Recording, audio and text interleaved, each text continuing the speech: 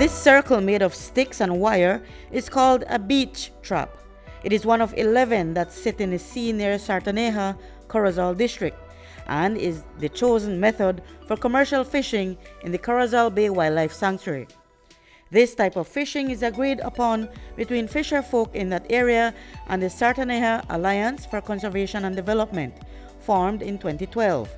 Since then, the alliance has been able to compromise with the commercial fishermen who rely on the sanctuary as a means of livelihood. Ultimately, depending on what they do as fishermen, is what will ensure their livelihood in the long term, right? And so in that period of time, we were able to get the fishermen organized. They have a beach trap association.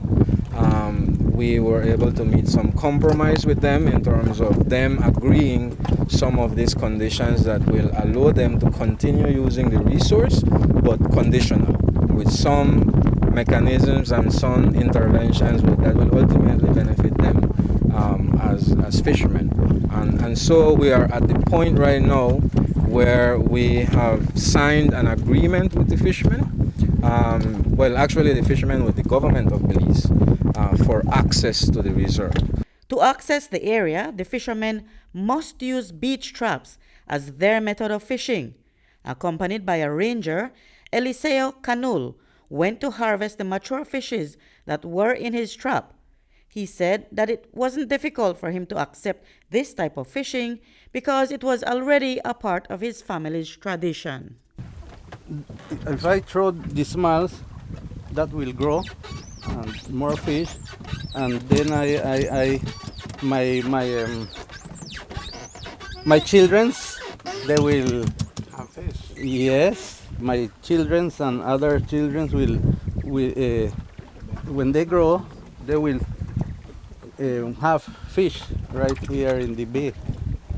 But there are fishermen among you, among your membership or your numbers, that don't do that. There are fishermen who go to the market and sell the small sprats $2 or $3 a pound. How discouraging is that?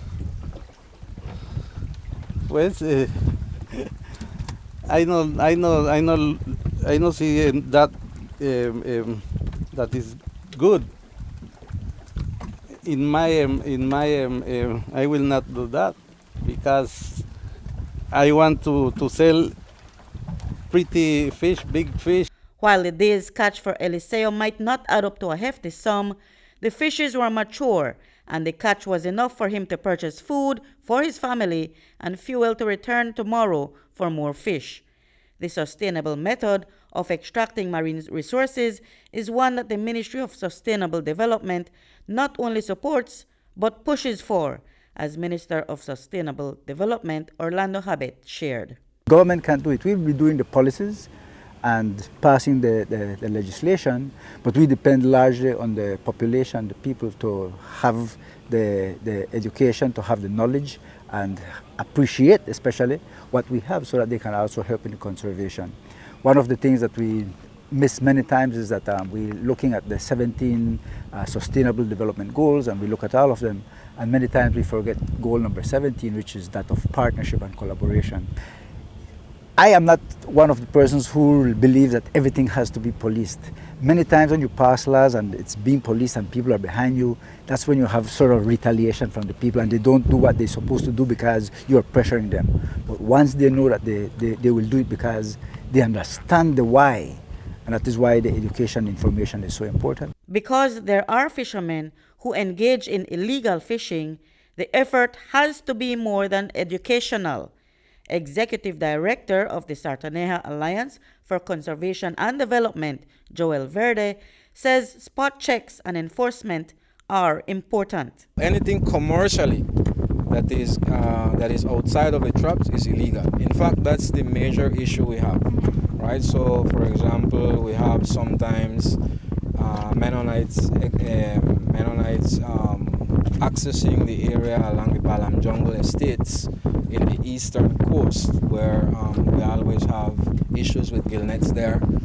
In fact, every surveillance or every patrol that we do in that area yields the confiscation of gillnets and so forth. We also have a site here which is the Baribite area, which also have land access, and we also have an issue of gill nets there.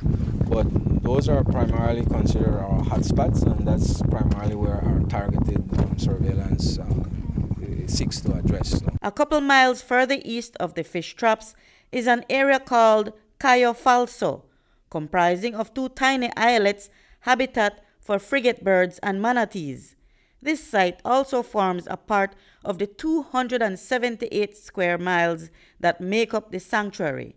Rangers frequent the area to ensure that the pristine environment is preserved for the wildlife that inhabit there. Reporting for News 5, I'm Marion Ali.